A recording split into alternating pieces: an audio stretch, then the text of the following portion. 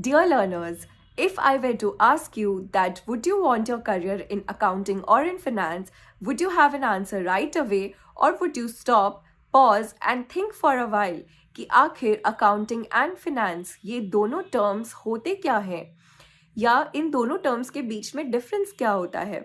Often we use these two words so interchangeably, however, without realizing the true meaning of it. So accounting क्या है? Accounting is basically recording all your transactions. आप जो भी transactions कर रहे हो उसका एक रिकॉर्ड बनाना. And finance is everything to do with money. How you manage your money, how you invest your money, how you deploy money, how you utilise your money. So everything related to money is finance. So for example, आपके पापा ने आपको 10 lakh rupees दिया है.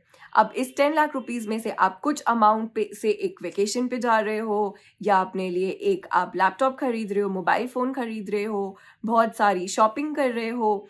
तो ये सब आपका फिनेंस एंगल है. बट उससे पहले आप इन सारी चीज़ों को रिकॉर्ड करोगे कि आपने किस चीज़ में कितने पैसे खर्च करे हैं.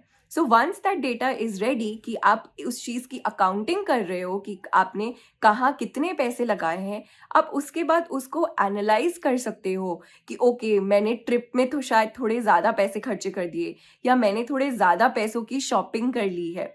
So the analysis part is your finance.